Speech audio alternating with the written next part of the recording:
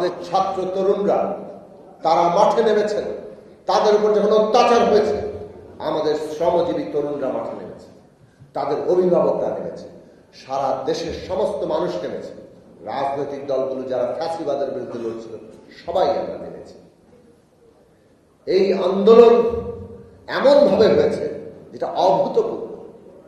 এই দেশের ইতিহাসে 69 সালে 90 সালে গণ অভ্যুত্থান হয়েছে, 71-এর মুক্তিযুদ্ধ হয়েছে, কিন্তু সেটা যুদ্ধ ছিল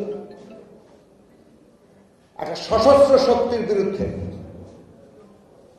যেভাবে বাংলাদেশে প্রতিরোধ হয়েছে,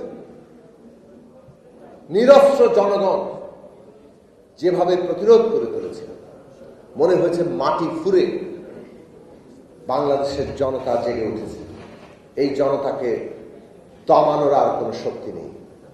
এবং শেখ হাসিনা যিনি মনে করতেন তিনি অজেয়, তাকে কেউ পরাভূত করতে পারবে না। পুরো রাষ্ট্র তিনি পকেটে ঢুকিয়েছেন। এত বড় রাষ্ট্র নিয়েও এইভাবে নির্বিচারে গণহত্যা চালিয়েও শেষ পর্যন্ত তাকে পালিয়ে যেতে হয়েছে। এই যে বিরাট উত্থান মানুষের, এই উত্থানকে আমাদের ধারণ করতে হবে। 71 সালের পরে যেভাবে বাংলাদেশের স্বপ্ন ব্যাহত হয়ে গেছে, বাংলাদেশের জনগণের স্বপ্ন দুমড়ে মুচড়ে গেছে 53 বছর ধরে। আজকে জুলাই আগস্টের এই অভ্যুত্থানের পরে জনগণের স্বপ্ন যাতে বেহাত না হয়, আবারও যাতে সেই স্বপ্নকে কেউ দুমড়ে মুচড়ে দিতে না পারে, তার জন্য আমাদের রাজনৈতিক শক্তি দরকার। বাংলাদেশের মানুষ এই দেশের মালিক, সেটা বদলে দেওয়া হয়েছে।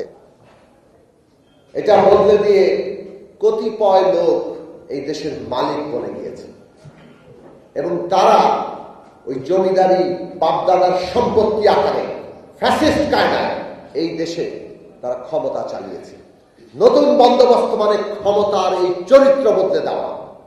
বাংলাদেশে আগামী দিনে ক্ষমতাকে জনগণের কাছে জবাবদিহিতা করতে হবে।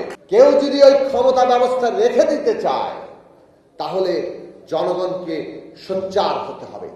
কাজেই একটা কথা মনে রাখেন, আগামী দিনে নতুন বন্দোবস্ত হবে কিনা, জবাবদিহিতামূলক ক্ষমতা ব্যবস্থা প্রতিষ্ঠা হবে কিনা, সেটা নির্ভর করছে আমরা জনগণ ঐক্যবদ্ধভাবে সেই ক্ষমতা চাইছি কিনা। জনগণের সেই শক্তি যদি দুর্বল হয়ে যায় তাহলে দেখবেন ক্ষমতা আবারও পকেটস্থ করতে যারা ইচ্ছা পোষণ করে তারা নানানভাবে সংস্কারকে নানাভাবে প্রভাবিত এমনভাবে করবে যাতে ক্ষমতা ওই রকম জমিদারি ক্ষমতা, ওই রকম এককেন্দ্রিক ক্ষমতা টিকে থাকে। কাজেই জনগণকে পাহারা দিতে হবে, সেই জনগণের ঐক্য এবং শক্তি গড়ে তুলতে হবে। গণতন্ত্র গণতান্ত্রিক শক্তি ছাড়া হয় না, গণতন্ত্র গণতান্ত্রিক শক্তি ছাড়া হয় না। ফলে গণতান্ত্রিক শক্তি গড়ে তোলা, অভ্যুত্থানের মধ্য দিয়ে বাংলাদেশের নাগরিকদের, তরুণদের যে জাগরণ, সেইখানে আমাদের নতুন রাজনৈতিক শক্তি গড়ে তুলতে হবে। সেইটা যদি আমরা গড়ে তুলতে পারি তবেই আজকে আমরা এই নতুন বন্দোবস্তে যা যা চাই, কেউ খাবে তো কেউ খাবে না, তা হবে না, তা হবে না। আমাদের সমস্ত দেশব্যাপী মজদুরেরা, যারা খেটে খাওয়া মানুষ, তাদের নাগরিক মর্যাদা, তাদের সুযোগের সমতা, তাদের ছেলে মেয়েদের শিক্ষার ব্যবস্থা, সমস্ত কিছু যাতে হয়, গণতান্ত্রিক অধিকার, গণতান্ত্রিক শ্রম আইন, এই সব হবে আমাদের নতুন বন্দোবস্তের ভিত্তি। যদি ক্ষমতার জবাবদিহিতা থাকে তাহলে এই সব আইন তার কার্যকারিতা দেখব।